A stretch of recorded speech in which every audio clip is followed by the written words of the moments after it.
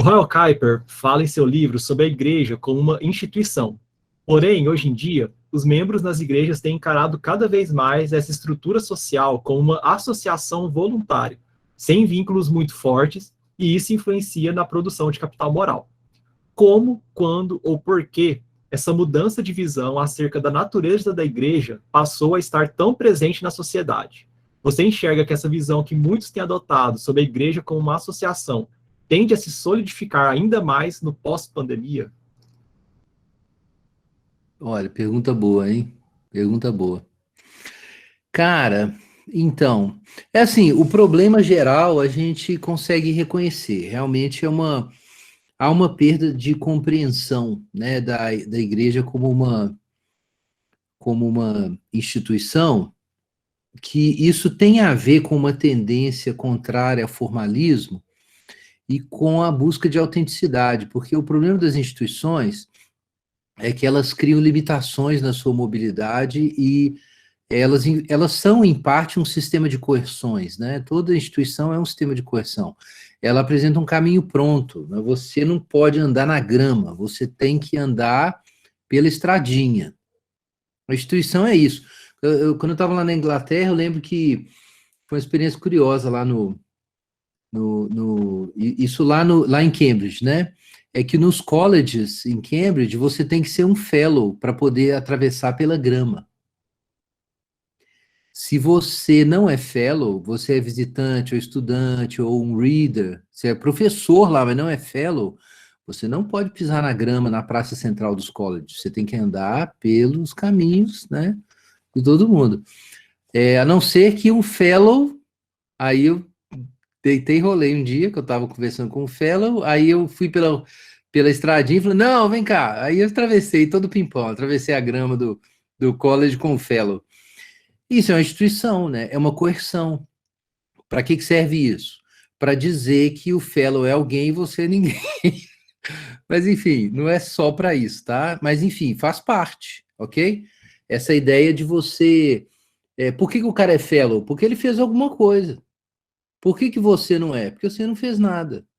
Ah, por que o cara acha que ele é melhor que eu? Não é que ele é como pessoa melhor que você, mas como acadêmico ele é melhor que você. Aceita. Entendeu? Então, isso é típico da sociedade inglesa, né? É típico da sociedade inglesa. Mas tem sentido, tá? A lógica. É uma lógica, claro, de mérito e tudo. E aí, obviamente, tem todo o espírito aristocrático inglês e, enfim, tem a politicagem também para saber quem que vai ser fellow ou não, igual a qualquer universidade aqui no Brasil. Mas não importa. Tem uma finalidade, uma função simbólica ali. Cara, então o que acontece? Numa sociedade em que você deixa de valorizar a ideia de acordos morais, porque você tem que ter acordos morais para ter instituições rígidas. Todo mundo tem que concordar com aquela coerção. Por quê? Porque todo mundo concorda com a carga simbólica dela, de alguma forma. Então, se todo mundo concorda, todo mundo faz, aquilo acaba representando, mesmo que haja muitas hipocrisias, acaba representando o sistema de valores. Então, se você vai fazendo esse desestabelecimento, né, das regras, qual seria a motivação para fazer isso? Por um lado, você negar que essas regras representem valores estáveis, objetivos, normas morais necessárias e tal. E, por outro lado, a priorização de um outro conjunto de valores. No caso, a autenticidade, né? Então, eu acho que, assim, para entender por que nós entramos nesse processo, eu acho essencial ler o Royal Kuiper com outros caras, como o Gerling, ou o próprio Charles Taylor, né? Que o que acontece é isso, na cultura do self e da autenticidade, tem várias normas várias normas não têm tanta importância. Agora, pensa o seguinte, nós já temos uma tendência, então, na medida que o processo de subjetivação avança, tem uma tendência anti-institucional na nossa sociedade. Existe essa tendência anti-institucional.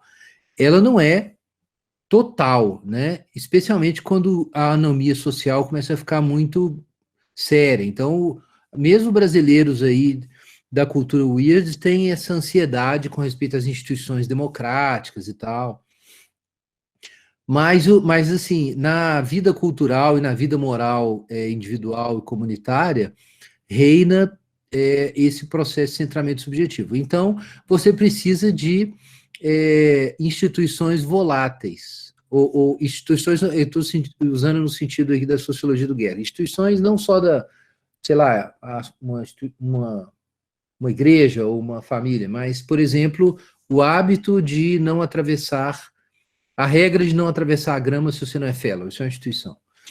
Então, as instituições vão sendo dissolvidas porque o valor moral é a autenticidade. E você precisa deixar as instituições mais, como eu disse, mais voláteis ou mais finas, para você poder olhar por trás dela e ver se é autêntico ou não, entendeu? Então, você tem que ter, as instituições vão ficando finas. E a busca de autenticidade vai ficando maior. E aí, daí você sentimentaliza mais também a coisa. Porque você precisa ler as emoções, o que as pessoas estão sentindo é o que importa. Então, eu acho que isso é um processo da cultura do self. A cultura do self exige instituições líquidas. Exige isso. Então, você vai desinstitucionalizar o que você puder. O que você não puder, porque, enfim, é necessário, essencial, você mantém, mas o que você puder, você muda. Aí pega o movimento evangélico. O movimento evangélico, cara, ele é muito próximo do espírito romântico, da ênfase na autenticidade, o que importa não é se você nasceu na igreja, é se você tem a sua experiência pessoal com Deus. E, além disso, você tem que ter certeza da salvação. Tá bom, isso tem origem lá nos puritanos e tal, misturando ali com os pietistas. Mas o que era isso? Exatamente já esse processo, mas na sua versão ainda religiosa, né? É como a ética do capital. A ética do capital era a ética protestante, mas aí secularizou, virou a ética do capitalismo. Da mesma forma, o pathos protestante secularizou e virou o pathos romântico. Esse pathos dos sentimentos, da experiência. Aí isso significa o quê? Que o evangelicismo ele tem um ponto pró e um ponto contra. O pró é que ele está muito próximo da ética romântica, do consumismo, da ética do self, e isso torna ele um competidor. É por isso que o movimento evangélico dá trabalho para a cultura weird. É porque ele é apaixonante. O povo está buscando hedonismo lá, na cultura weird, nessa cultura, né, do self. Aí o sujeito entra num culto, jogo de luz, música top, todo mundo ali cantando, chorando, emoções, letras maravilhosas, Hillsong. Aí isso aí é um competidor, porque vem uma mensagem, a forma é parecida, mas a mensagem é outra, então é um competidor. Mas também é parecido, porque também é uma ênfase no indivíduo, né? E os batistas, inclusive, ajudaram muito nisso aí, ó. A gente tem culpa no cartório. Enfim, eu dei essa volta toda para dizer que eu não sei quando, mas eu acho que eu tenho uma ideia de como, tá? Eu acho que a igreja já tem um engate para esse processo, e elas têm que ficar muito espertas. Eu estou falando do movimento evangélico, tá? A ênfase na autenticidade, na experiência religiosa pessoal do movimento evangélico, como centro da espiritualidade evangelical, torna ele especialmente vulnerável ao processo de desinstitucionalização na sociedade. Tá? Eu acho que é assim.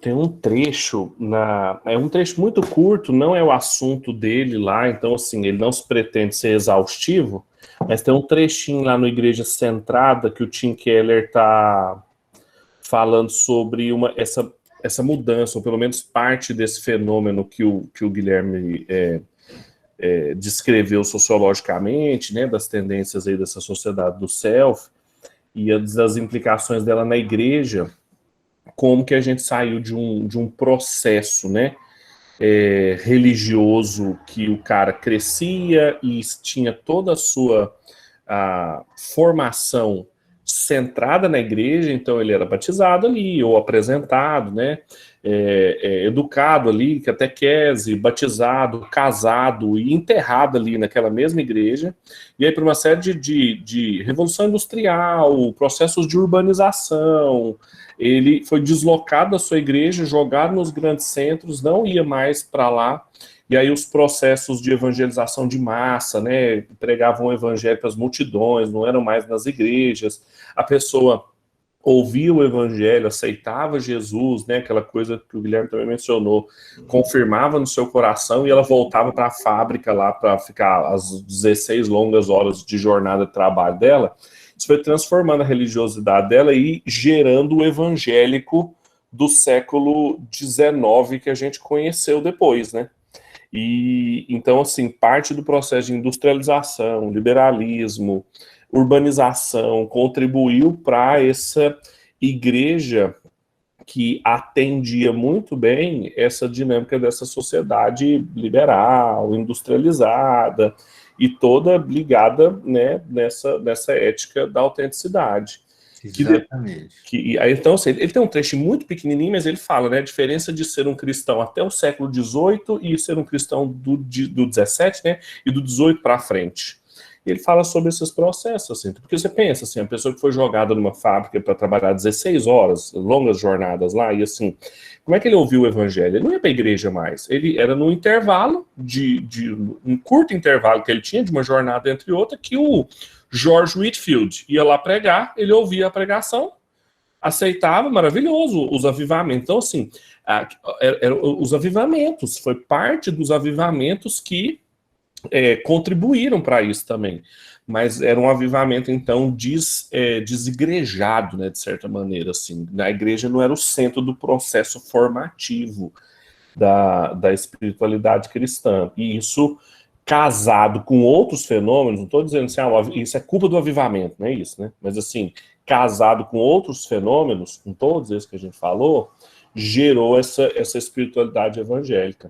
Tem um textinho do David Koyzis também, que é um textinho, assim, uma das pérolas que ele escreve, que chama Eclesiologia Neocalvinista, que é um artigozinho de blog que ele escreveu para Cardos, eu acho, para Comment, e ele analisa isso aí também, como que o liberalismo, ou essa ideia, né, da iniciativa privada, da minha experiência privada com Deus, não tem a ver com o tipo de relacionamento que a gente precisa ter com as comunidades, que aí o Royal Kuiper vai falar de compromisso pactual, né, de aliança, outro tipo de vínculo, né, para gerar capital moral, que as sociedades liberais não produzem e que, por isso, ninguém consegue parar na mesma igreja, enquanto a sua autenticidade não está sendo cultivada, né? E aí é uma bola É uma tentação isso, né? Porque, por um lado, isso é um problema mesmo, mas, por outro lado, o sucesso em penetrar o ambiente dessa cultura individualista e tudo tem a ver com o fato, com o jeito que o evangelicismo funciona. Até mesmo o catolicismo romano foi influenciado por isso. Eu lembro que quando o Papa veio aqui, o pessoal observando as grandes concentrações, a música e adoração, as Zaf Borba ministrando louvor lá no negócio, né, no evento da vinda do Papa. Isso é uma reportagem muito interessante que eu nunca mais achei ela, mas eu guardei a ideia. É que essa visita marcava o triunfo da espiritualidade evangélica no catolicismo. O movimento carismático foi totalmente envolvido, engolido por isso aí. E aí você fala assim, cara, isso é bom ou ruim? É ruim por um lado, mas é bom por outro. Enfim, assuntos para discutir. Pois é, vamos discutir isso aí. Isso é uma boa pergunta para a gente continuar puxando, assim, não está no script, o Kaique que me perdoe aí, a direção, mas isso é uma boa pergunta para te fazer, né? Que você que fez, então eu estou devolvendo para você mesmo. Mas, por exemplo, eu entendo essa pergunta que você fez, porque realmente, por um lado, é a fraqueza da igreja evangélica, mas é o que, por exemplo, faz as grandes igrejas e assim, e não vamos também ficar só metendo pedra nas grandes igrejas, né? É o que evangeliza o pessoal, é onde o pessoal, onde tem pregação genuína, o pessoal está convertendo, não vamos ficar só jogando pedra, não. Ok. Agora, a gente por um outro lado, toda aquela discussão hoje, que inclusive até o Igor recentemente publicou um texto evocando o Rod Dreher, a opção beneditina, Sim. e talvez até uma volta a uma alternativa talvez mais fechada, também a la Alasdair MacIntyre, que também tem sido aventada porque os católicos e há uma pressão romana frente aos evangélicos também, com conversões, né, com essa coisa da tradição romana frente à superficialidade evangélica. Então, pegando essa farmácia aí do Platão, né, esse veneno e essa cura aí, como é que a gente analisaria isso? De manter os evangélicos nisso, vendo força nisso, mas também não deixando eles nisso, porque se os deixar, a gente tem logo à espreita aí, por exemplo, uma outra ala do romanismo não festiva, que, por exemplo, não reconhece Francisco como Papa, não está nem aí para a espiritualidade evangélica, e que está batendo em tradição, e que, inclusive, está levando protestante ao retorno. Uhum. Concordo com você. Então, é difícil isso, né? Mas é uma questão identitária. Esses são problemas da sociedade contemporânea, problemas identitários. Quem que a gente é? Duro é isso, que você quer combater o identitarismo, mas ele fica te puxando o pé de noite. Veja só, eu acho que tem que ficar claro. Como é que eu vou colocar isso? O que deixa o protestantismo vulnerável a esse discurso católico é o hiperprotestantismo. O que eu chamo de hiperprotestantismo é um protestantismo que enfatiza tanto a ruptura profética que ele vira um movimento ou revolucionário ou uma reprodução de movimentos revolucionários seculares. Ele fica gnóstico, perde a substância. E o que acontece? Isso você pode ver, por um lado, como uma reação extrema a esse conservadorismo católico TFP, né? Tradição, família e propriedade. Mas, por outro lado, alimenta isso, né? Porque quem precisa de uma coisa equilibrada não tem. E aí vai cair no colo do Ítalo Marcilli, né? Vai acontecer isso. Então, a gente precisa evitar as formas de hiperprotestantismo e buscar a via protestante da catolicidade. E precisa ter isso claro. Ao mesmo tempo, não pode perder o espírito protestante. E o espírito protestante, eu acho que é justamente o que permite hoje esse diálogo com a cultura weird, essa ênfase no livre exame da Bíblia, na experiência pessoal com Deus, em uma capacidade de romper com a tradição quando é necessário, né? Isso é o protestante, né? É o espírito protestante. A ideia é o quê? O espírito profético protestante se revolta contra a incorporação das tradições da religião em um projeto de poder temporal, meramente poder temporal. Então, o protestantismo rejeita isso e fala, peraí, cadê o evangelho? Isso aqui virou uma estratégia de perpetuação de um grupo X, como acontecia, por exemplo, com o profetismo contra a instituição real e religiosa, né? Enfim, parece um pouco o argumento do Brugman aí, para quem conhece, mas não é a mesma coisa, que eu tenho objeções ao Brugman, na imaginação profética. Enfim, então eu acho que a gente tem que achar esse equilíbrio de espírito protestante e catolicidade, sabe? Eu acho que isso é um desafio. Daí que, por exemplo, voltar para esse caminho, não, a gente precisa de estabilidade, porque a sociedade está doida. Tudo líquido, cultura weird, sentimentalismo, vamos ficar mais tradicional, neopuritano. Mas, meu amigo, é só ver as estatísticas. Eu publiquei um artigo essa semana lá na Gazeta, baseado numa pesquisa da Pew Research, mostrando aí como está acontecendo a mudança cultural. E claramente a juventude está ficando weird. Então, ou a gente comunica com esse povo, ou a gente vai morrer, porque querer competir com a cultura weird, sendo engolido pelo catolicismo ultraconservador, besteira. É besteira.